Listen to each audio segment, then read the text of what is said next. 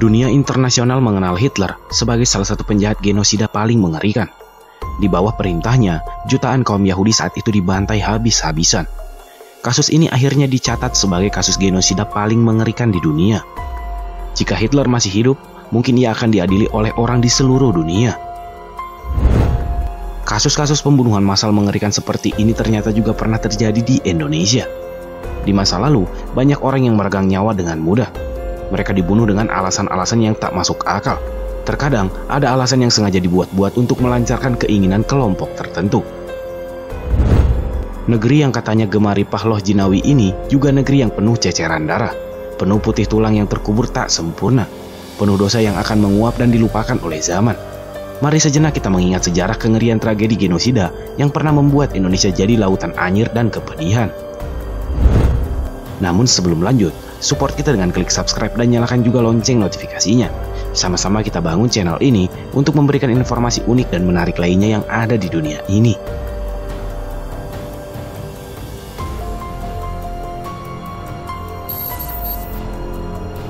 Di negeri yang dikenal ramah-ramah orangnya ini, pernah terjadi tragedi pembunuhan massal atau genosida paling mengerikan. Bahkan peristiwa ini sempat menggegerkan dunia internasional dan dianggap sebagai tragedi mengerikan di abad ke-20. Sebanyak 500.000 orang dibantai habis-habisan karena mereka dianggap menyimpang. Anggota PKI, simpatisan, dan siapa saja yang terlibat dengan organisasi ini dibantai dengan sadis. Peristiwa ini masih menimbulkan perdebatan, bahkan hingga sekarang. Banyak yang mengatakan jika dalam peristiwa ini adalah Soeharto.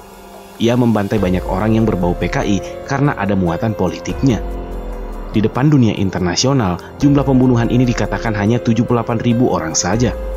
Padahal jumlah ini bisa berlipat-lipat karena banyak orang yang hilang dan bahkan dibuang ke kamp konsentrasi. Kasus pembantaian PKI ini adalah borok Indonesia yang akan susah dan amat sulit untuk disembuhkan. Keadilan akan semakin susah ditegakkan karena fakta sering dibolak-balik. Apapun itu dan siapapun yang bertanggung jawab, kasus yang terjadi 50 tahun lalu itu akan tetap menjadi pekerjaan rumah bagi siapa saja yang menganggap keadilan adalah hak semua orang.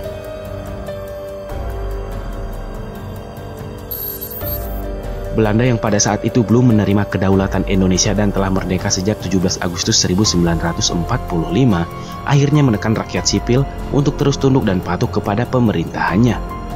Salah satu contohnya seperti yang terjadi di Sulawesi Selatan pada Desember 1946 hingga Februari 1947. Belanda mengumpulkan banyak orang yang dicurigai sebagai penjahat dan pejuang, lalu mengeksekusinya di tempat. Orang yang memimpin dan melakukan operasi ini bernama Raymond Pierre Paul Westerling. Menurut cerita beberapa saksi mata yang masih hidup, pria dewasa dikumpulkan di tengah lapangan dan disuruh membuat galian. Setelah itu, tentara Belanda akan menembaki satu-satu orang tersebut. Tubuh tak bernyawa itu akhirnya ambruk ke lubang dan sehingga para tentara akan mudah untuk menguburkannya. Diperkirakan ada sekitar 40.000 orang yang meninggal di kasus yang sampai dibawa ke pengadilan internasional ini. Mengapa peristiwa ini disebut sebagai pembantaian massal? Karena saat membangun jalan sepanjang 1.000 km ini, pemerintah Belanda melakukan sistem paksa kepada para warga. Di bawah tangan besi Gubernur Jenderal Herman William Daendels, puluhan ribu orang dipaksa membuat jalan di medan-medan yang sangat sulit. Mereka hanya diberi makan seadanya, sehingga terkadang banyak warga yang sekarat saat bekerja. Mengetahui hal ini, tentara Belanda akan langsung membunuhnya dengan cepat dan membuangnya di jalanan. Jalan yang membentang dari Anyar ke Panarukan ini memakan korban kurang lebih dari 12.000 orang penduduk pribumi. Daendels yang melalui tangan besinya mampu menyelesaikan proyek prestisius ini hanya dalam waktu 1 tahun saja. Pada tahun 1809, jalan raya pos ini sudah bisa digunakan dengan baik. Apa yang dilakukan Daendels mendapatkan apresiasi dari atasannya Napoleon Bonaparte. Jalan raya pos ini digunakan Daendels sebagai jalan penghubung komunikasi antara pos Belanda yang ada di Jawa. Itulah mengapa setiap 4,5 km akan ada kantor untuk pengiriman pesan. Selain itu, jalan ini juga digunakan sebagai penghubung jalur perdagangan yang dilakukan oleh Belanda. Terakhir, jalan ini juga menjadi akses yang digunakan untuk bertahan dari serangan Inggris yang saat itu mulai masuk ke tanah Jawa. Pembangunan jalan raya pos ini bisa selesai dengan penuh kepiluan. Pramudia Anantatur yang merupakan penulis sastra sejarah mengatakan jalan raya ini dibangun dengan darah dan air mata yang tak habis-habis. Meski sekarang dimanfaatkan oleh warga lokal, dulunya tempat ini merupakan neraka tempat puluhan ribu orang yang dibunuh secara perlahan-lahan.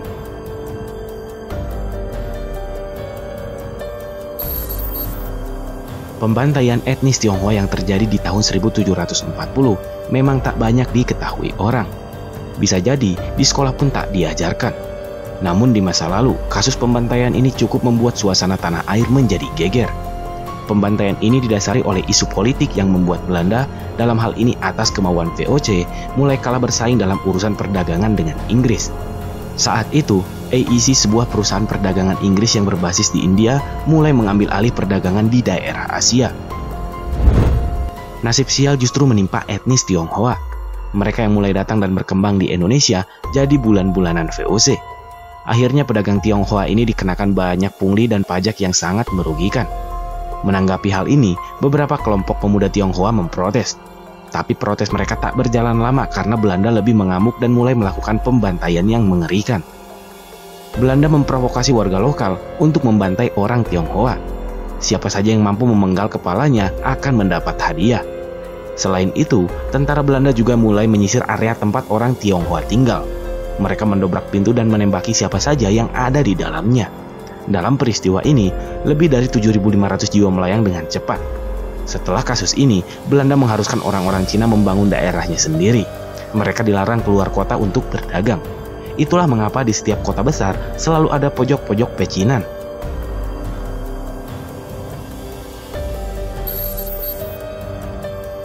Jepang memang hanya 3 tahun berada di Indonesia, tetapi kekejamannya mampu mengungguli Belanda yang telah ratusan tahun berada di Indonesia. Kejadian ini tepatnya di daerah Mandor, Kalimantan Barat, pernah terjadi peristiwa pembantaian atau genosida paling mengerikan. Sebanyak lebih dari 20.000 orang dibantai dengan keji meski tak memiliki salah apapun. Mayat-mayat korban itu akhirnya dikubur menjadi satu hingga sangat sulit untuk diidentifikasi. Menurut para saksi mata, banyak penduduk usia di atas 12 tahun dikumpulkan. Mereka ditembak, ditutup kepalanya dengan plastik lalu dipenggal dengan samurai. Ada juga yang dibunuh dengan memasukkan air dari selang ke dalam mulut. Pemerintah Jepang sepertinya ingin membuat Jepang kedua di tempat itu. Semua orang dewasa dibunuh dengan keji, lalu yang anak-anak akan dididik dengan ajaran Jepang yang super keras. Sejarah mencatat jika peristiwa ini dimulai sekitar 28 Juni 1944. Saat ini, pemerintah setempat membuat perda untuk memperingati 28 Juni sebagai Hari Berkabung Daerah. Orang di Kalimantan Barat akan mengibarkan bendera setengah tiang sebagai penghormatan kepada penduduk yang dibantai secara keji oleh tentara Jepang.